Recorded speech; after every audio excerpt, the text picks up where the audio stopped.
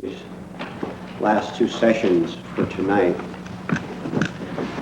we want to make as much of them as we can. So we're going to proceed somewhat as we went this morning and review the single most important points and later activities that we have to do in order to change our lives in a way which we cannot possibly imagine. And you understand that we cannot imagine this new state, because if we imagine it, we are simply pulling it out of memory and saying that this new state, this new way of living that we're talking about, is a different form of the old, which it is not.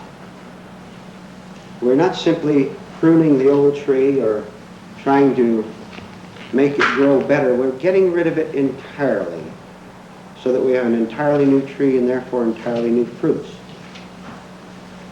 So during the second half after the coffee break, will you please proceed as follows with me? Try to think in very short sentences, one or more, as many as you like, of any of the points that we have discussed up to now that have been especially important to you. Now, this word important can mean many things. If a thought excited you in some way and you thrilled at it a little bit, that is a good sign. Or if it showed you perhaps a little bit of guidance in procedure, daily procedure for working on ourselves. Any thought or idea which you have collected during the past few days, which you can reduce to a single sentence, a very short sentence, please write it down or put it somewhere in your mind. You can have several if you want. And during the second half, I will ask you, those who want to volunteer on it, to mention these sentences out so that others can hear them too. And you'll find that perhaps something that was important to you might just be important to the other person too. You might catch him nodding a little bit, as I have seen you nod many times in here, which means you weren't conscious that anyone was watching you, which means it was spontaneous. See? So that will come about during the second half. And I will simply ask you to mention your punchy sentences, after which we will discuss them, or you can discuss them yourself if you want. Now, up until the question and answer period in this session, I'm going to review everything we've covered in a certain way, with a little bit new emphasis. A word, see, words are descriptions, and I'm going to emphasize a word which we've not possibly used at all, at least at a minimum, to describe both the problem and the cure. And the word is, the two words are unnatural and natural. Now, to make sure we know what we're talking about, what would be a number of synonyms for unnatural so that we understand what we're getting at? The psychiatrist would say it is neurosis. Religion would say it's alienation from God, separation from yourself. Psychologists would use another term, that you have not found yourself. Another type of religion would say we're living as sinners, on and on. A state where we are simply not living naturally, which to live naturally means to live without any inner conflict of any kind, emotionally, mentally, even physically, such as with physical habits.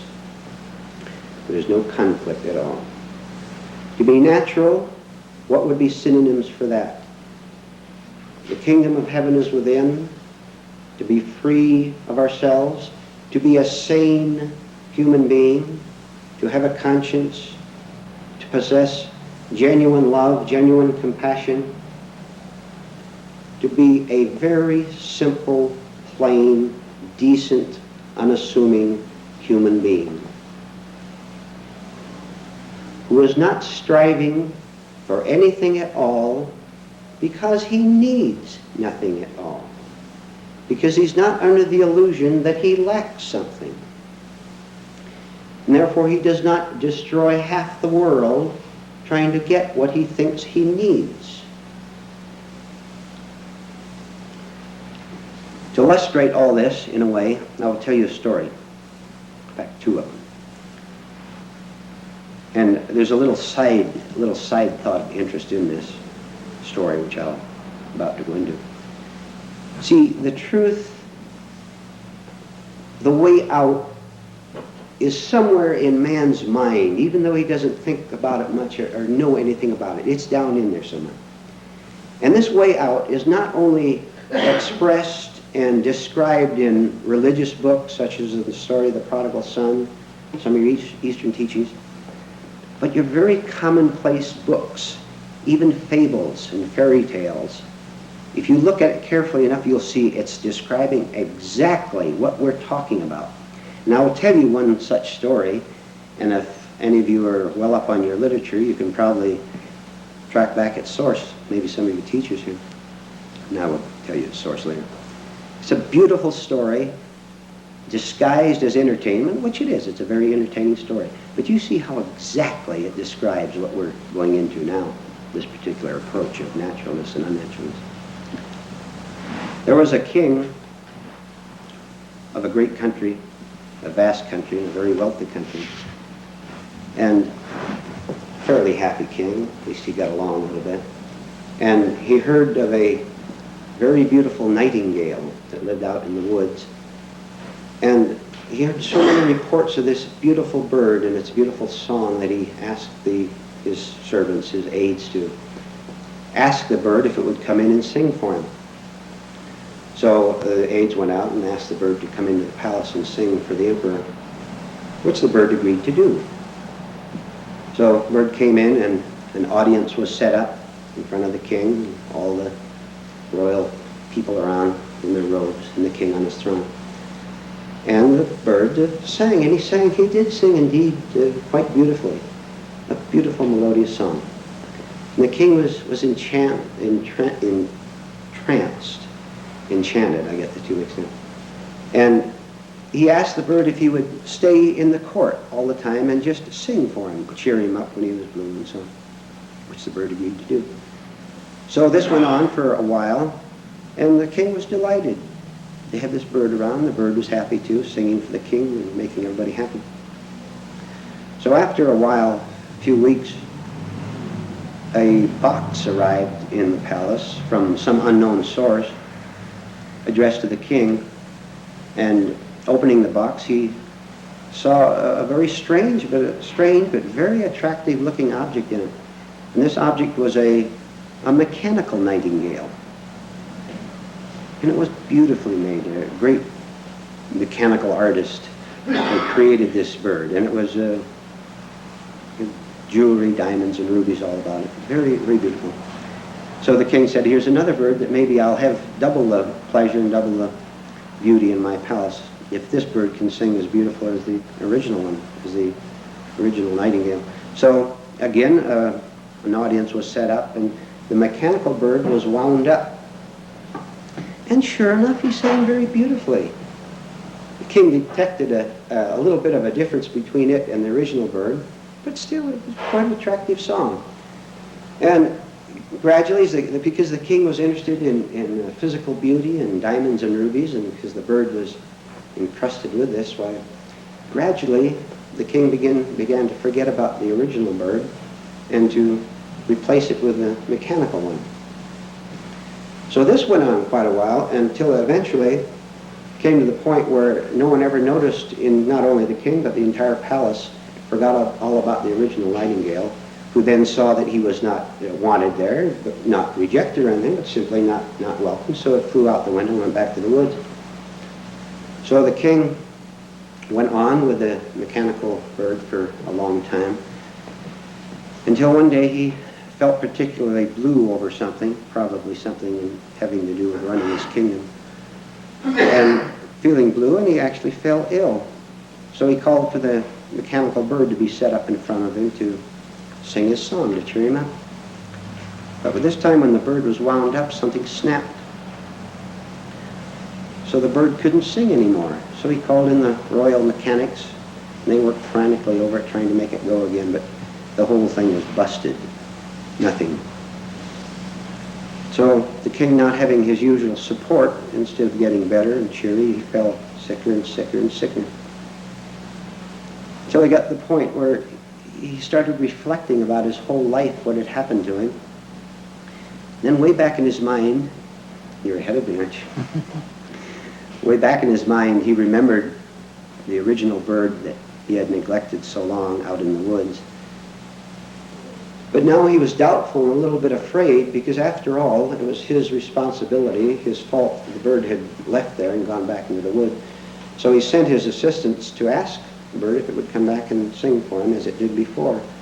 And he was a little bit anxious because he didn't know. Sending his servants out there, the bird, of course, agreed to come back, hearing the king's story of how ill he was, and that the king himself had made the request. The bird came back and sang, and the king was restored to health. Do any of you recognize the source of that? It's kind of interesting as a sidelight where that comes from.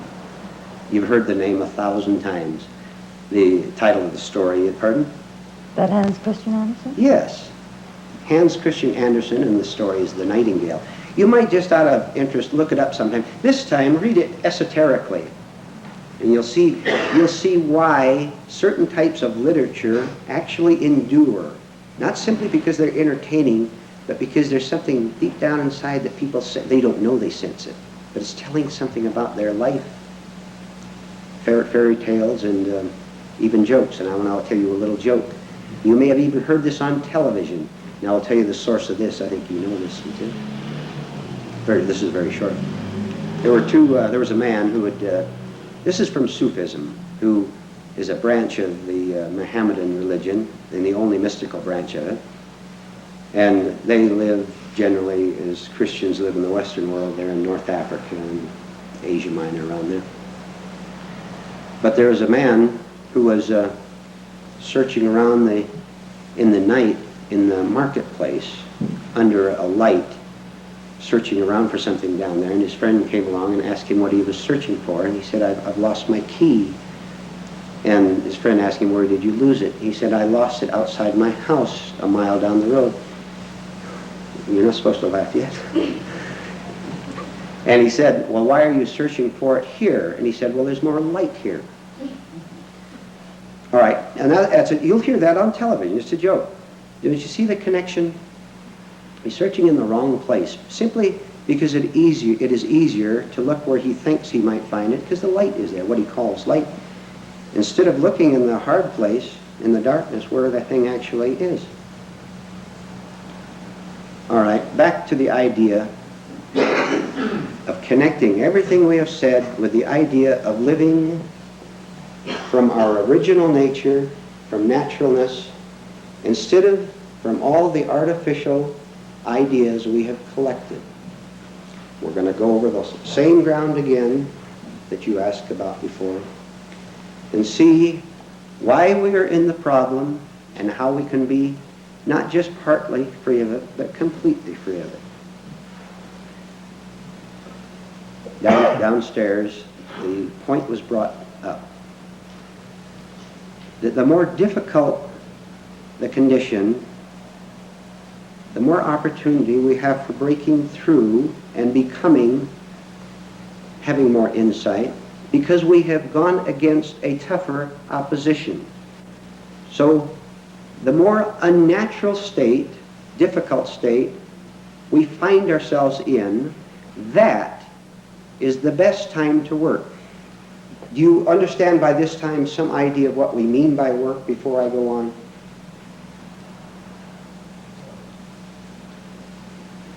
All right, we'll review it after I get through this point, what we mean by working. Things are going very well with me. I have no problems, no particular problems, financial, domestic, health, whatever.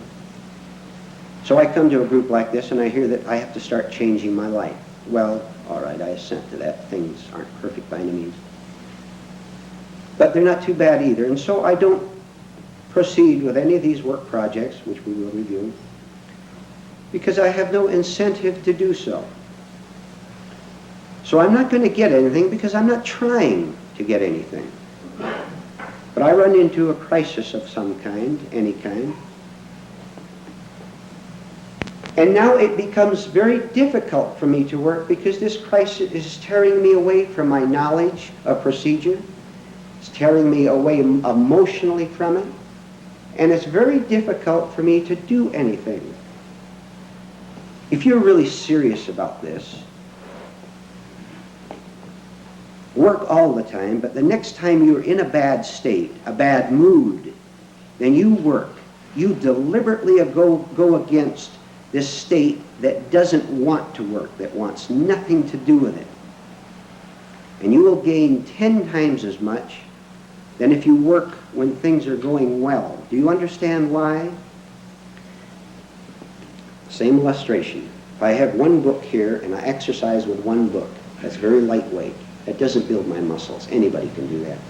I have 10 books and I exercise with those. This causes friction in me, conflict. I have to make an effort. And every effort I make when I don't want to make one makes me awake. It shocks me.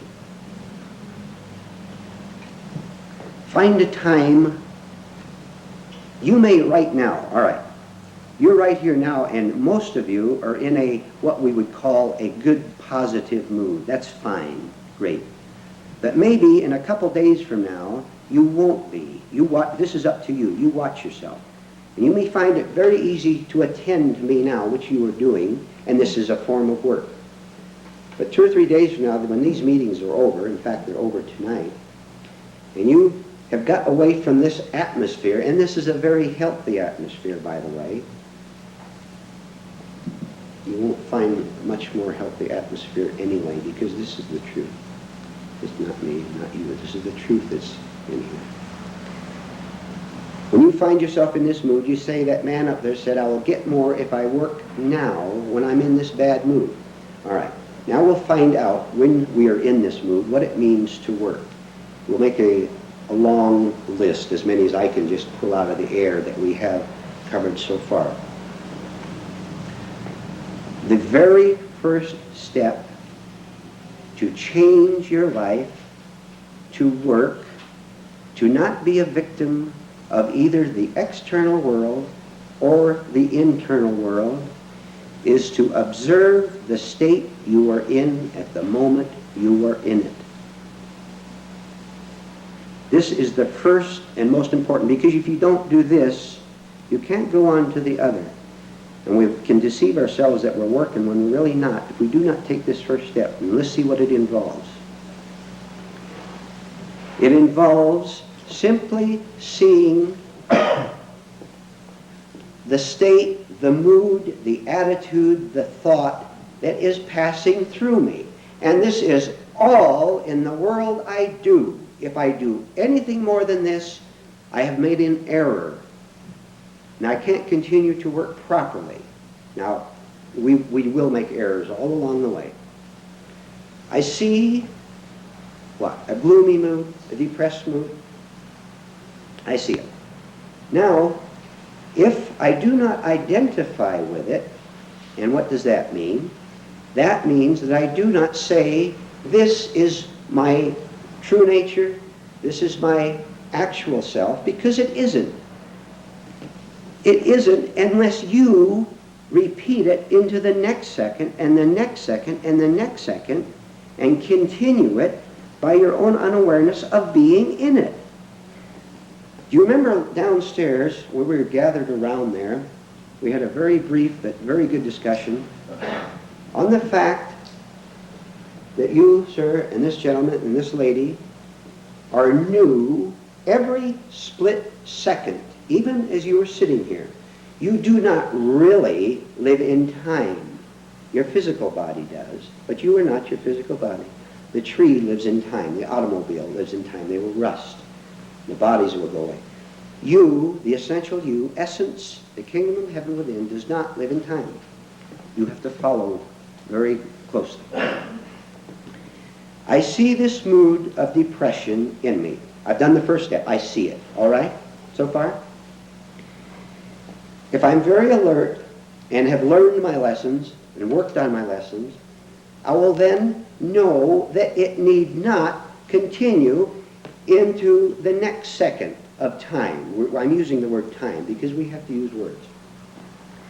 By seeing that I need not remain in it, it cannot continue because the next moment that I am in is fresh, and it does not have this negativity in it, this depression in it.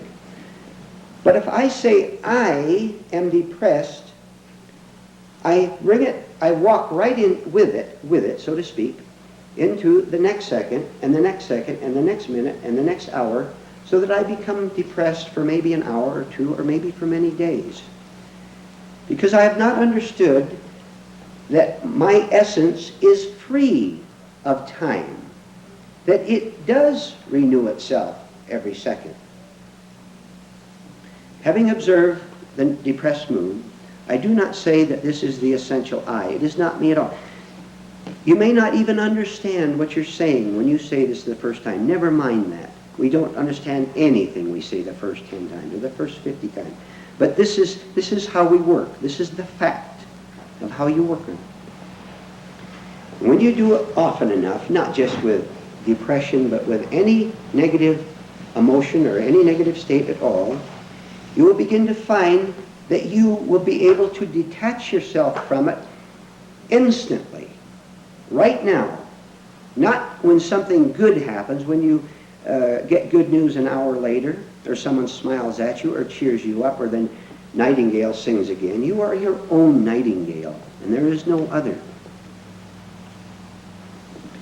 Now you have detached yourself from the mechanical repetition of negative feelings and thoughts. This is the greatest single fact of what we mean by self-work, and there are many more facets to it. Now, do you also recall we said it is the nature of thoughts to flow just as a river flows? A river doesn't stop. It can be dammed up artificially. When we do not hold our thoughts in time, in order to feel a false sense of self, then our thoughts flow quite freely and quite naturally without any effort on our part at all. See, it takes great effort to be neurotic. It does. It takes so much energy to be sick. It takes no effort at all to be well, to be healthy. An unwell human being spends his life, his energy, fighting, clawing at other people, at circumstances, at himself. By the way, do you see that hostility and aggression out there is equal by hostility and aggression in there? It's exactly the same. You treat your neighbor exactly as you treat yourself. There is no difference. We may think so because we artificially divide things. I cannot tell you a lie. I cannot hurt you. I cannot be unkind to you without it having the same effect on me. If I try to burn down your house, that very fire burns down my house. It's the same fire. When I understand this, among other things, I'm beginning to be free from the effort of living. Can you see it all? Why there's no effort in living freely and naturally? You have nothing to fight. You have no opposition, which was never out there anyway. It was right in here, as we discovered many times.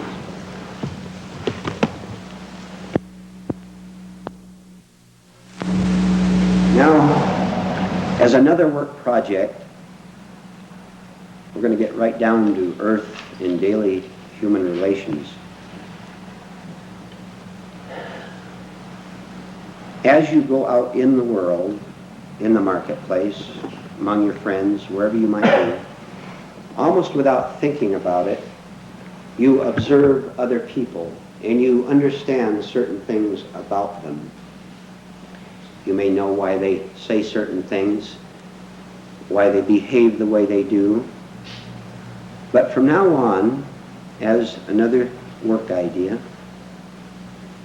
you begin to connect everything you see and observe and experience in the world of people with what you have learned in these classes. Become an expert, and you will become an expert, in human behavior by doing this. And at the same time that you do this, you understand, of course, that your observation is always in both directions, out toward that person and in toward this person. It is no work at all if you are simply observing out there without turning it at the same time toward yourself to see your reaction to observing the other person. You practice this and you'll see what I mean. We said that one thing it does is to cancel self-righteousness. How easy it is simply to criticize someone, either silently or outwardly, verbally, because this gives me, if I do it, a sense of righteousness, of superiority over you, which means I'm still hanging on to my false sense of self. I may not rob a bank as maybe the other man did, and I feel very superior to the man who robbed the bank and is now in prison. But I may do something far more damaging. I may be very cruel to my wife. I may be very cruel to my husband and never have the slightest idea that I'm doing this. So when I observe the evil, the unnaturalness in the world, I also turn it back on myself and see the same thing in myself. Then, if you recall, I experience something which we have called a shock, because I have always found it much more pleasant to say the world problems are caused by you or by your group or by your business organization or your labor union or whatever. It's much easier to blame you than to see that I am just as ill as you are, but I haven't the slightest idea of it because I've never looked at myself. So the double arrow of seeing the other person and seeing yourself at the same time cancels self-righteousness and cancels that rather horrible state which we call hypocrisy. Hypocrisy, it's a very strong word, I know, is always a state of a person who is divided against himself. He is hiding something from himself. And there's no point on earth talking to him unless he wants to see this in himself, because he'll run away from you, either actually physically sometimes, or at least mentally, because the pain is too much to bear. I want to leave the rest of the time open, about 15 minutes, to open discussion and questions and answers. Would you please center them as much as you can around the topic, or connect them with the topic of naturalness and unnaturalness? Is there any way, particular way you can start observing yourself? How? What's the best way to go with that? Were you aware just then that you gestured with your left hand as you spoke to me? Yeah. This is what we're talking about. This is the beginning. Watch your physical self. Watch it operate. Try to see your motives behind why you say something, the real motive. Maybe it's for no greater motive than because we talk mechanically and we just love to hear ourselves talk mechanically. That is insight. You start to observe yourself by observing yourself and not resisting what you see. Excuse me. What about using imagination once you observe yourself in a certain situation? And then you say, well, now when this situation happens again, imagine how you will react to it. May I suggest that we don't use the word imagination. Let's explain imagination very briefly. On the everyday level, we use imagination properly, and that's where it belongs. We imagine how the house will look if we add another room to it or something like that. As proper. Imagination can be a terrible trap wrongly used. May I simply suggest that instead of using that word imagination, that you simply remember how you behaved in a certain situation. Just remember it. You don't have to go any deeper. Remember how you behaved. And then in another similar situation, you watch yourself. And maybe you'll see that you behave mechanically in it, the same way. Now, I'll add something to this. We have not talked an awful lot about the emotion of fear, of being afraid. But we're going to, I'll go into it very, very briefly to connect it with. Please, as part of your self-observation, in order to detect unnaturalness, in order to be in a state of naturalness, please try to see how afraid you are. And may I request that you do not say that you're not afraid.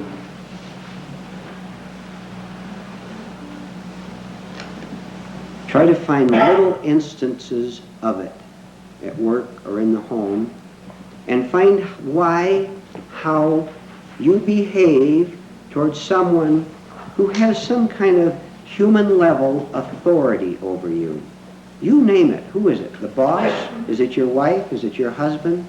Is it a parent, a domineering type parent who you've never been able to break away from because they made you what you are today? I'm not being harsh toward your parents. We're all in the same boat. Try to find a situation where you suspect you are afraid of a human being.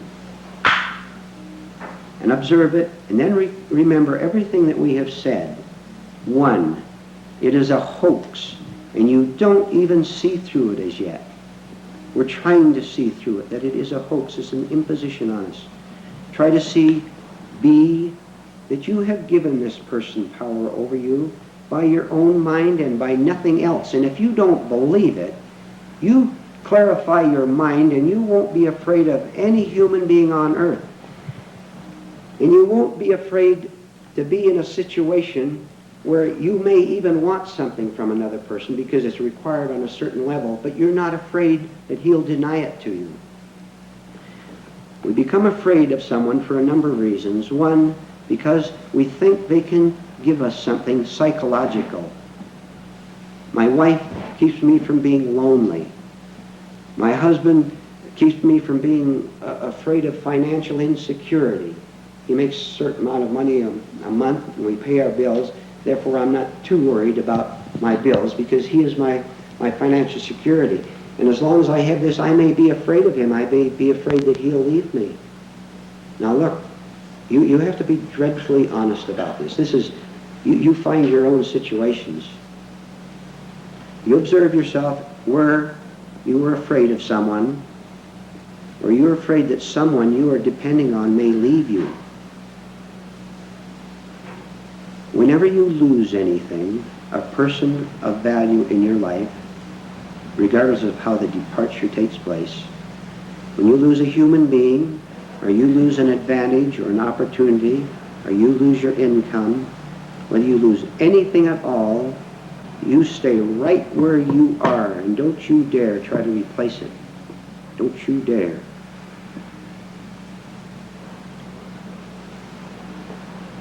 Because you will give yourself a tremendous shock. Someone loved the illustration that the path to heaven goes through hell. This is what you're doing. But now you're being conscious of what you're doing. You're being aware of it. And if you will stay right in the center of your sorrow and of your anguish and your heartache when you lost, whatever you lost, and don't run away, and you watch yourself suffer, you will smash it entirely. And you will have risen about 8 miles toward this freedom we're talking about. And don't you dare complain to anyone about anything when you lose something. You know, we have to be men.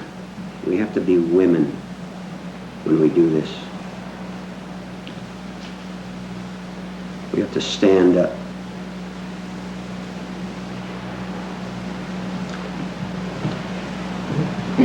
It seems like the truths that I need the most are going to be the hardest ones for me to figure out. The ones that are coming are the ones that is this natural, that I don't need as much. The truths that I need the most are going to be coming the last, I think I can see.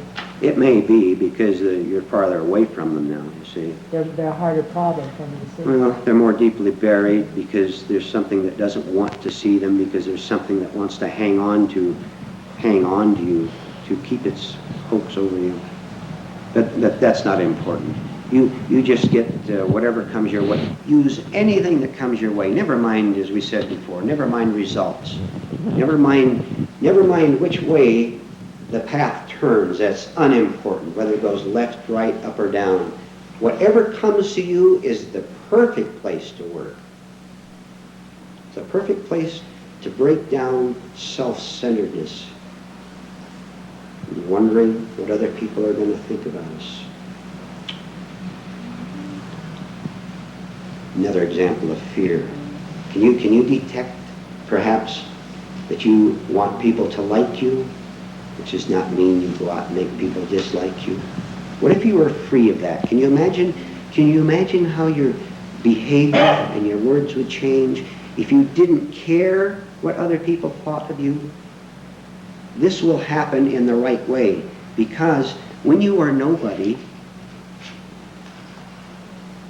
when you don't live from false personality, there's nothing to make an impression on. See, there's nothing there, and that nothing is everything for you. Can you detect behaving in an artificial, unnatural way because you want someone to like you, notice you, appreciate you, be around you, give you what you want? If you can detect that, and then say, I'm going to just simply drop this, regardless of what happens, you will become free. And there will be a change in your relationship with this other person. This is not your concern. You have no responsibility for any human being on earth except yourself. And you just get over this false guilt that you are here to save the world. You're not. We can't even save ourselves. And that's exactly why we want to save the world, as an easy substitute. The simplest thing in the world is to become a savior of the world. The hardest thing to do is to save ourselves, which is honesty, which is the only thing that will bring health and sanity to the world. This is a world where insane people are teaching insane people how to be sane. And you know it. How do you act then if you're trying to not put on this facade, for these people? I mean, just what do you do? You act with total ease. With total ease. All right, let's get in a situation. You're invited to the party at Helen's house, Mary's house, in case there's a Helen. Anybody's house. And there are 15 people there. You're a worker. You're all through messing around with your life. You're on the way. You go into the room with 15 or 20 people. Now, for heaven's sakes, the minute you open the door, your ear gets deaf with the blabbing you hear inside there, right? You're working.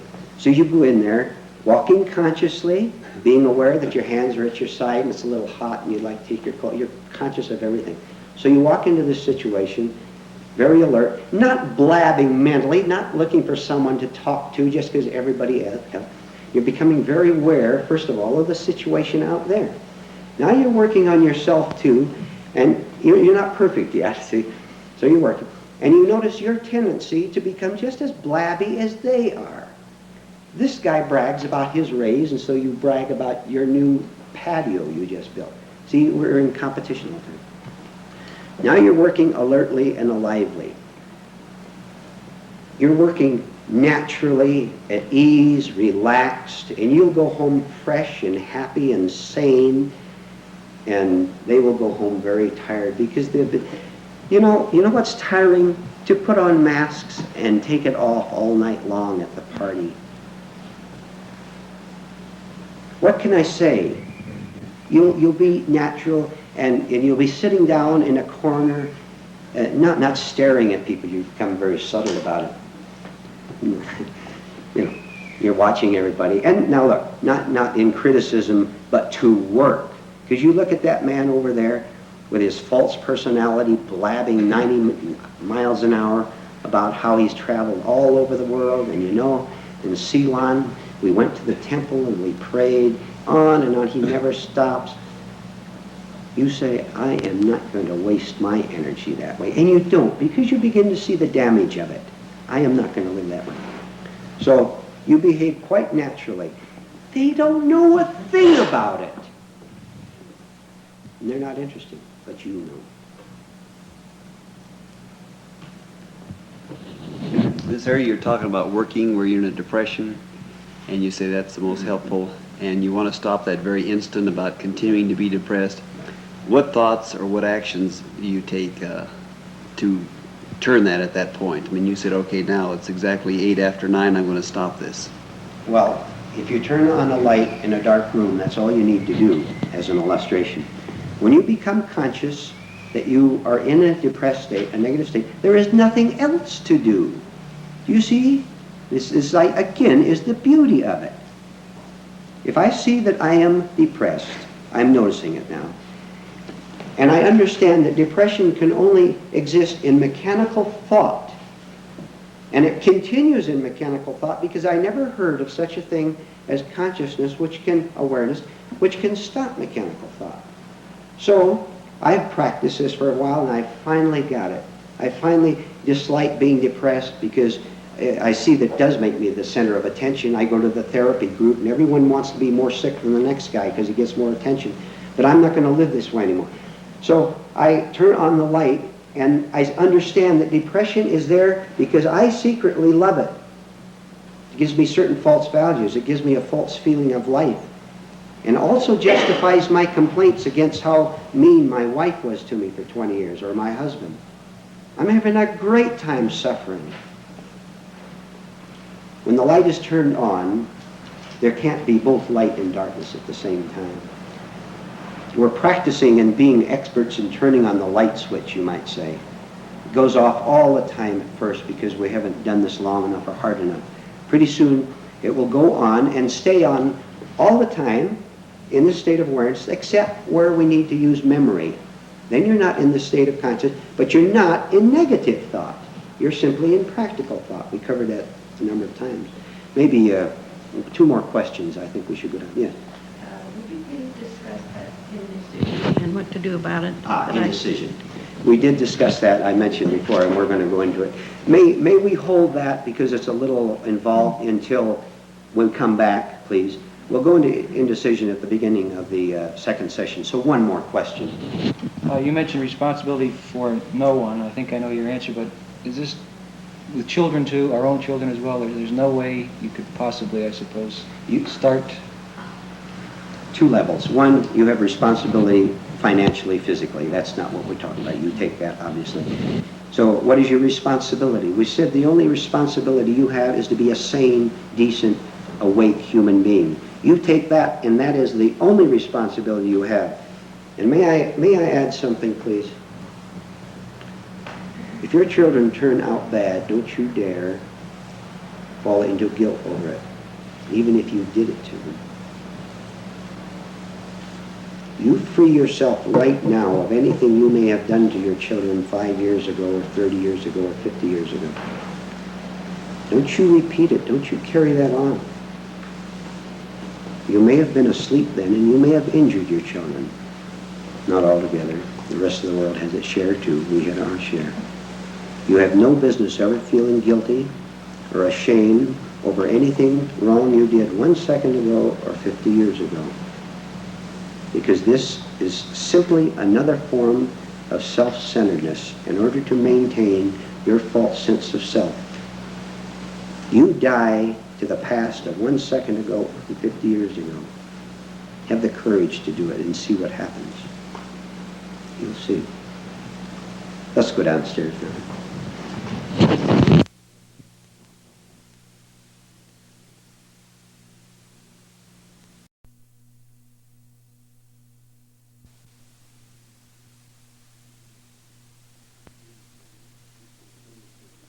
And indecision, which we will do, and then if you have some of these short points to discuss, we'll then take those up.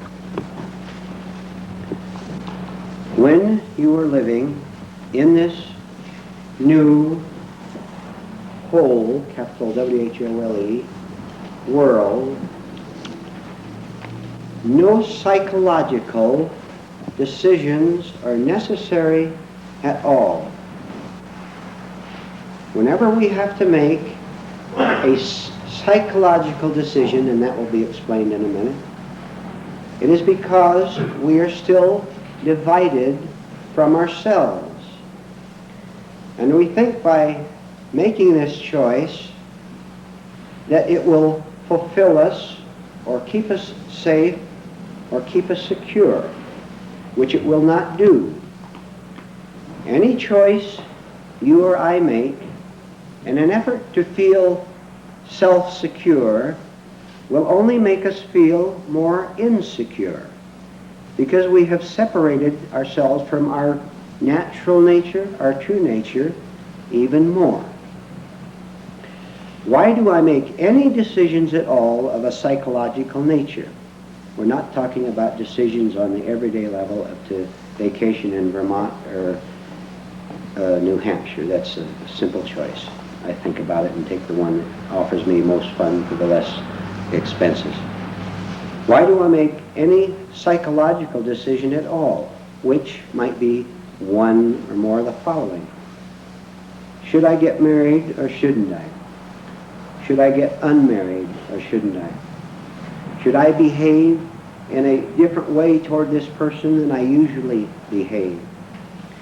Find your own examples of where you find yourself in a state of indecision, and you will also see quite clearly and quite obviously that it's a state of self-division. We live in self-division because we're trying to make memory, part of the mind, do the work that only the whole person can do. This connects again with self-images, with a wanting to be safe and secure in a world that seems so terrifying.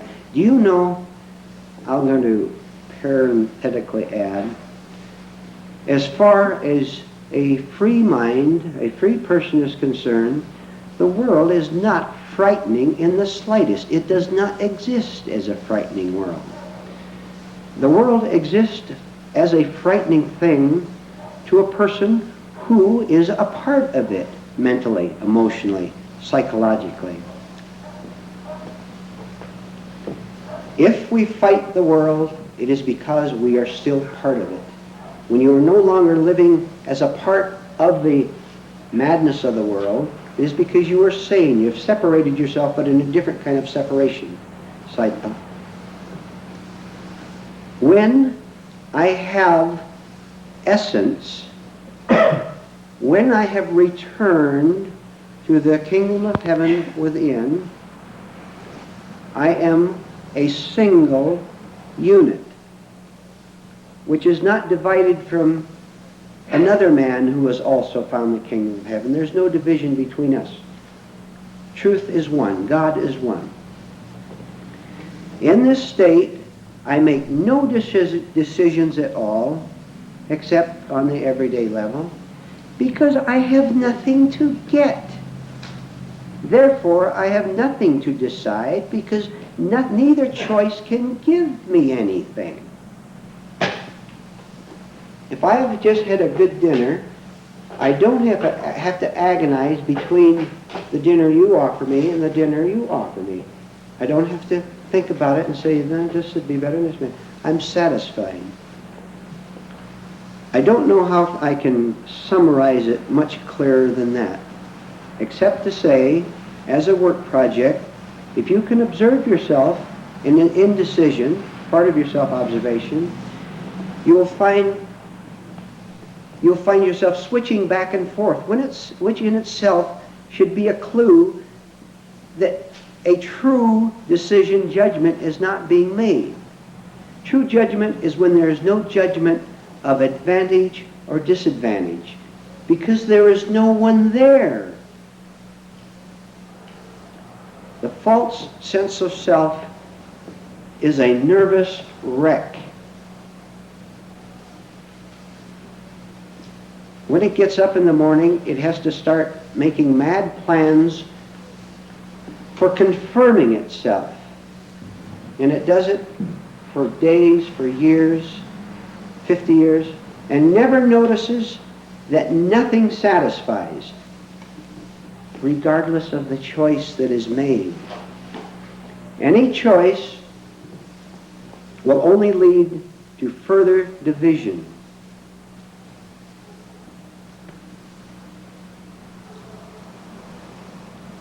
When you're fully aware of being in division, quite aware of it, and can watch it, now you can start to not identify with it and to die to it.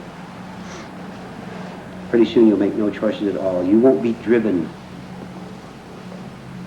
I'll tell you what to do. And then I'll end with this, on this favor. Find something that is enormously attractive to you. Men look at pretty girls. Maybe girls look at handsome men. You look at the new house. You look at the new car. Look something that appeals to you. And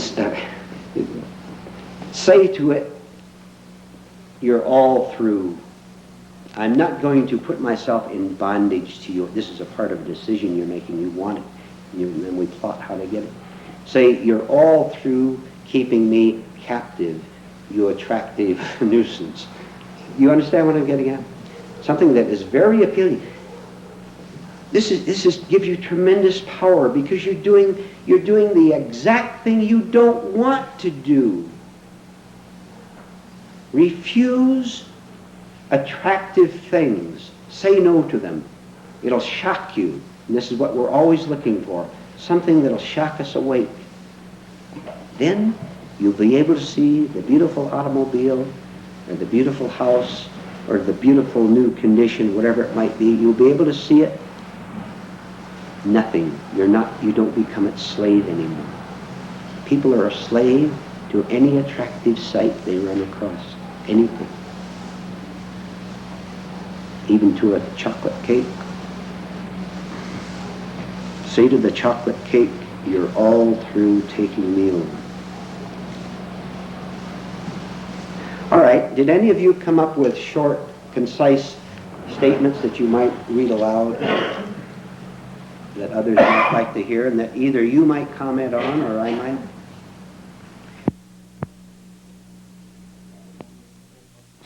Because I know, as you say, it's like the book exactly. Right, very good. In other words, overcoming a big obstacle is greater than overcoming a small one. You persist in it. Therefore, you get more. I believe this lady had her hand. Well, probably this whole lecture series could be reduced to 2 words. Know thyself. Know thyself. Self-knowledge. Very good.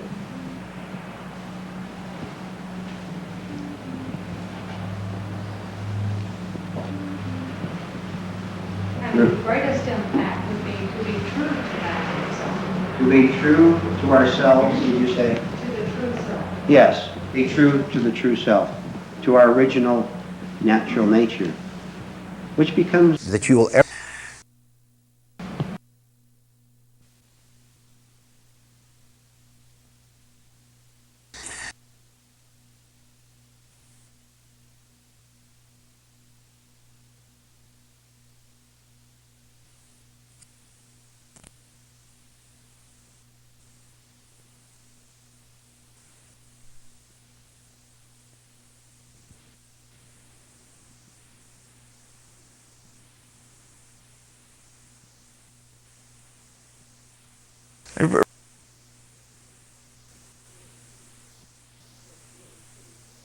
for them.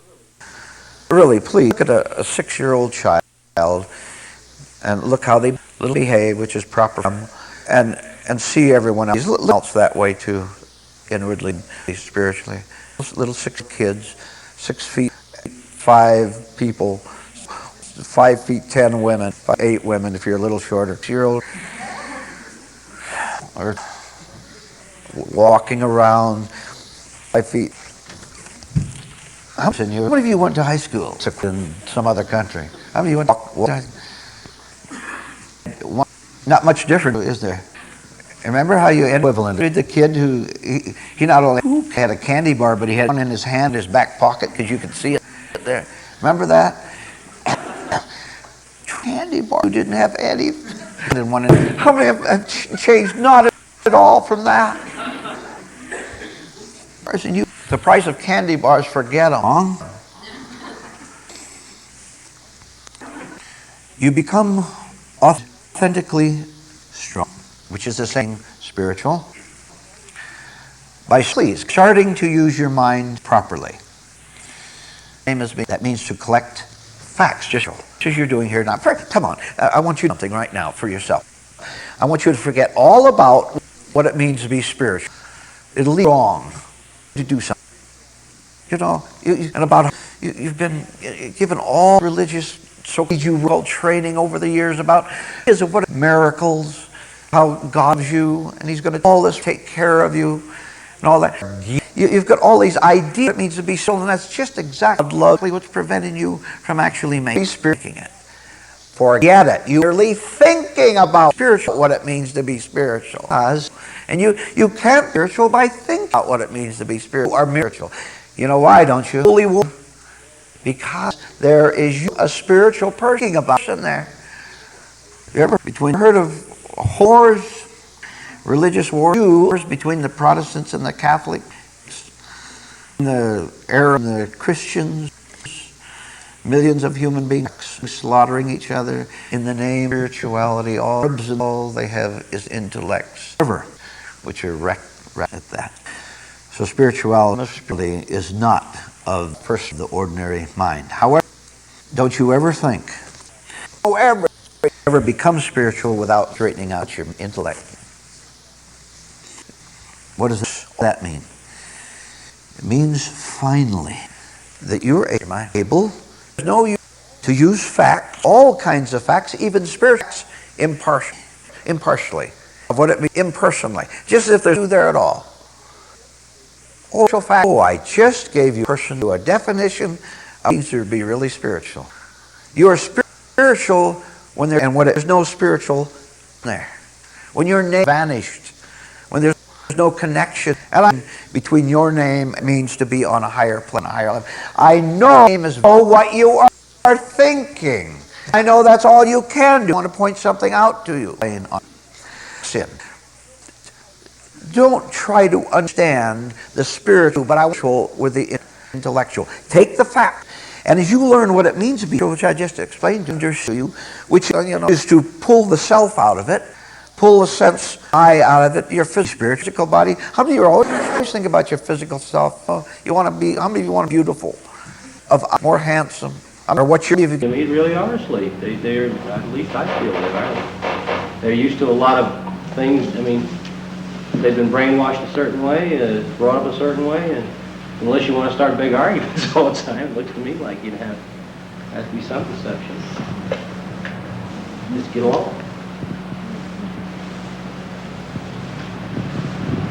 Well, that was more of a kind of question. Well, I mean, could you actually live your life then, you say, without doing that? Why don't you try it and find out?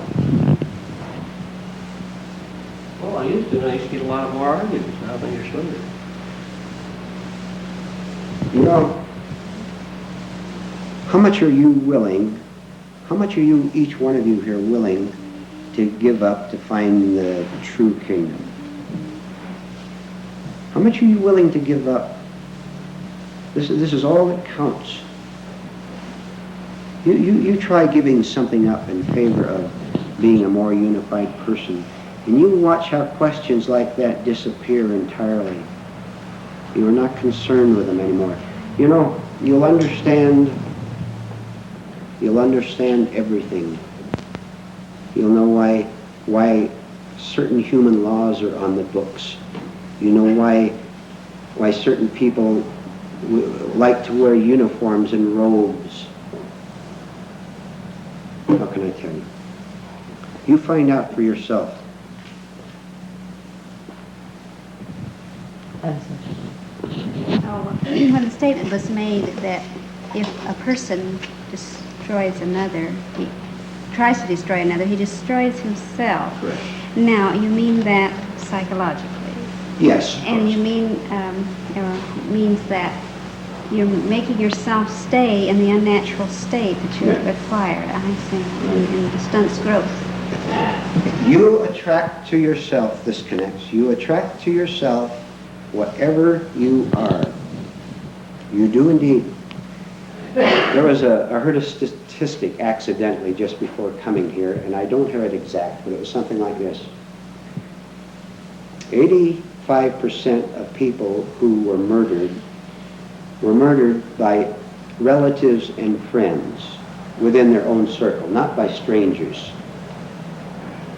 Which means that they were in association psychologically and physically with these people, with these other people. Which means that they were on the same level. Like attracts like. If I am unnatural, I will find other unnatural people enormously appealing to me, because I have called unnaturalness greatness, and I've called it dynamic personality, and I call it a man who's sure of himself. He never falters in his talk. I become my own victim.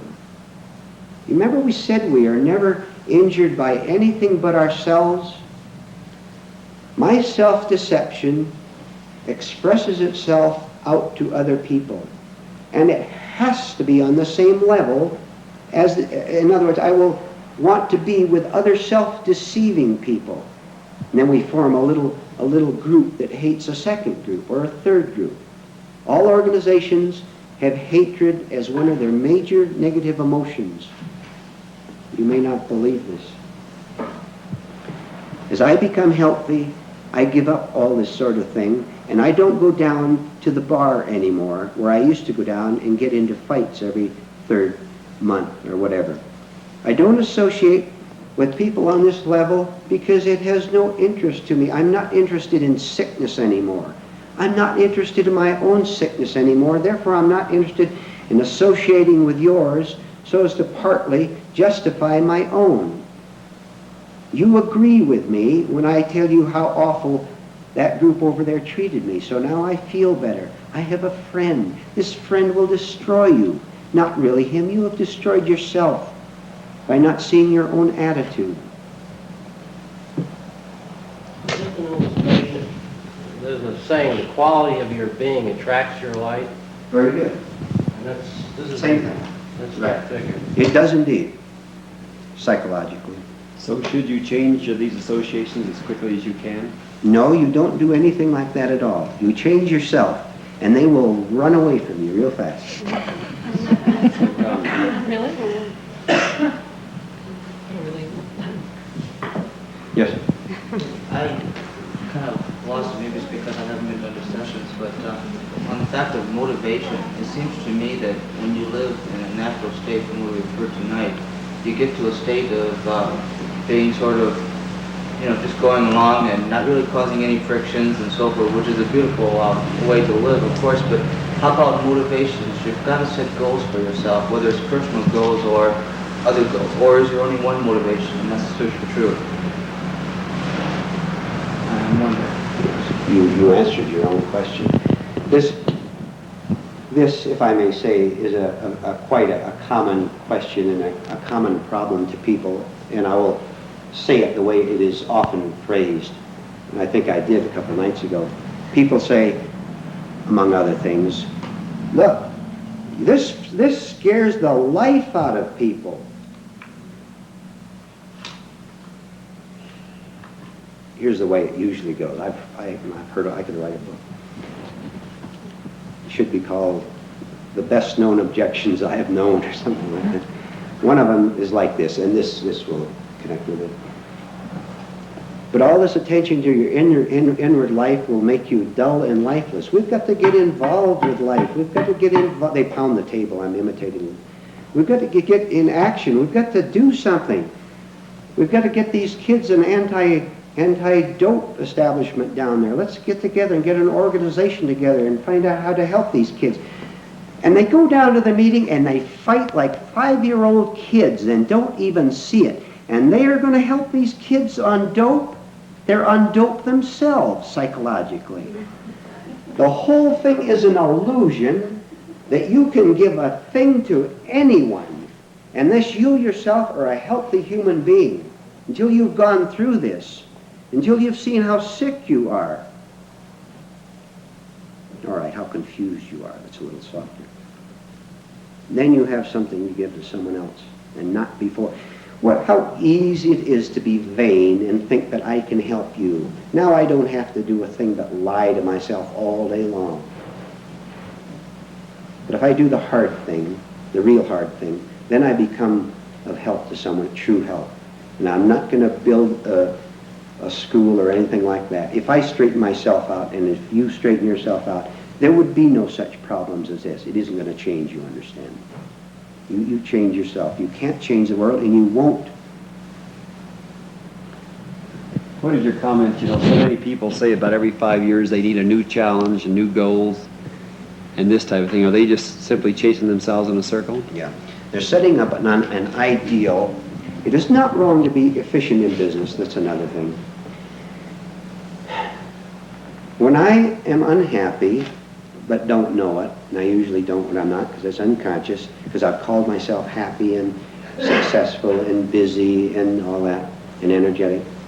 When I am unhappy, the only thing I know to do, if I do not know these things, is to set up some kind of a goal of what I'm going to get.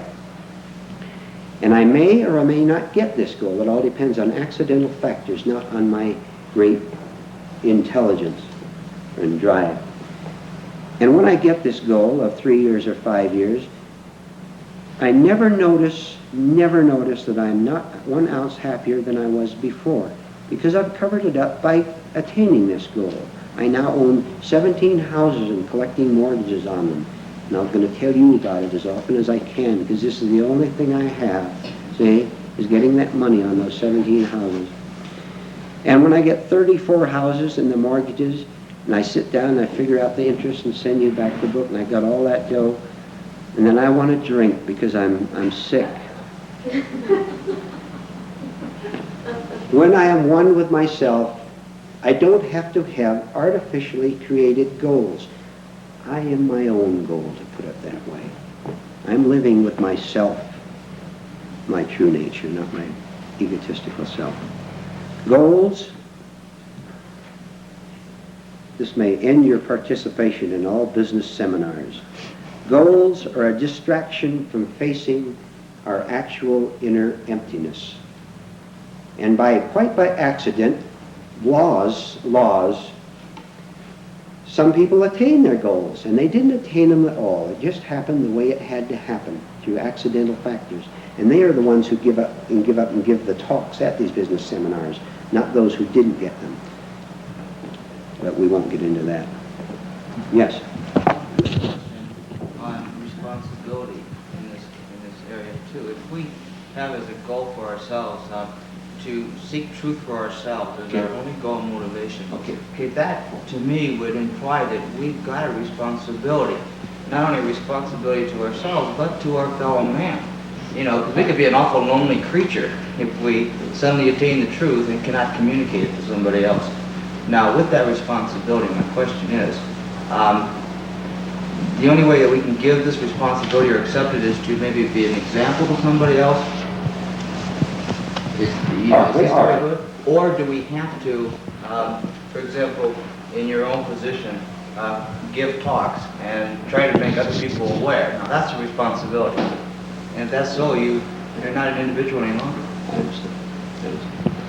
First, your responsibility toward yourself and your responsibility to other people are exactly the same. There's no difference in them. You cannot possibly become healthy without making another person healthy who wants it. You're not going to find, I keep repeating, you're not going to find a lot of people who want this. Now, as for becoming a speaker and a teacher or a writer,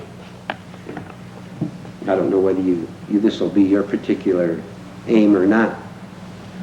If you have to teach others, there is something wrong, because You may even have a lot of facts on the intellectual level, but the compulsive need to teach others is just as much a trap as drinking or anything else. Because you are looking at me now, and I'm standing up here, and I'm quite the center of attention, and you buy my books from publisher and so on. And if I'm getting ego gratification from it, I won't have a thing to give you.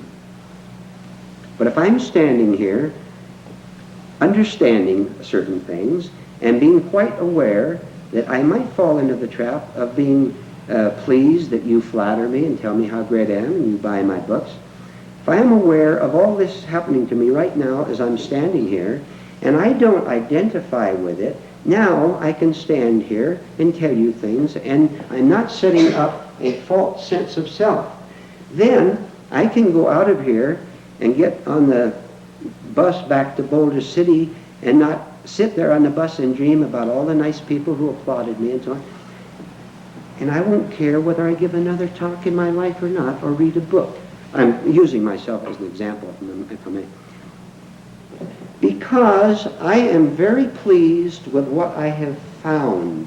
And I don't have a compulsive need to say it, but if you and I meet sometime and you say, you know, I'm really interested in this type of thing. I maybe didn't read my book, I read some other book. Why don't we talk about it sometime? Fine, come on over and let's talk about these things. But I don't set myself up as being superior to you in knowledge or anything like that. That would be my trap. So a compulsive need to teach is out. But sitting and talking is fine. As for being an example, not many people want you to be an example of this type of thing. See? They're not going to know you're in this, which is something that you have to die to if we are getting any gratification out of knowing esoteric truths.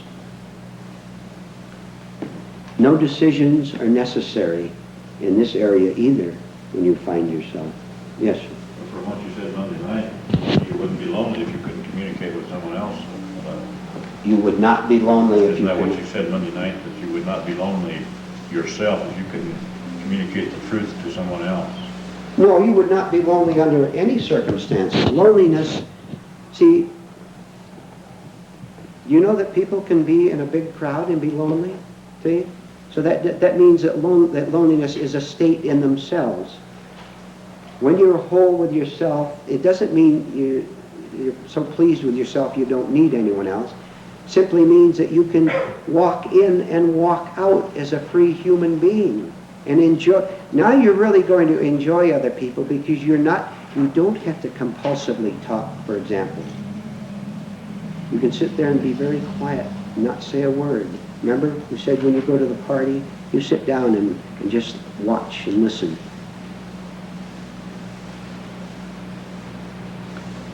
We can take about 5 more minutes. Then I will say about 3 words in conclusion. Any more short points? Any more questions at all? Comments?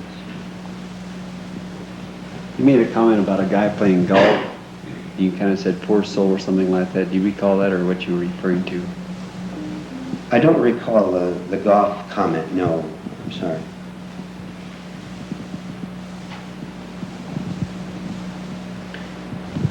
Please, we will conclude this then.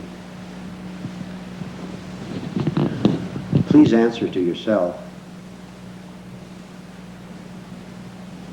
whether you have felt something here during these classes. And I know you have. And I will tell you that what you have felt here is very true, it's very honest, and it's very real. It may be very, very small, but you feel it, and I know you do. I can see it on your faces. This is the beginning. You want to use religious terms or psychological terms, use anything you want, it makes no difference. This is the beginning of being born again. This is the beginning of becoming an authentically sane human being in an insane world. And then that insane world has no touch upon you whatsoever, none. even though you're right in the center of it, conducting your business or in your home. This is the beginning of being a human being who can sit quietly and not stir up problems as other people do, because you are now no longer a problem to yourself. When I am not a problem to myself, I cannot possibly be a problem to you. Now, when you go out of here, you just work at this like you've never worked at anything in your life, in a very relaxed, easy, but very intense way, and enjoy it, because it is nothing but enjoyment. And you will see this. It'll become more fun all the time. Then, when what you have gained, primarily as knowledge in these classes, goes into your emotions, into your feelings, you now have two centers which are operating in unison. And when even just two of them come together, you will then feel something very strange and very different.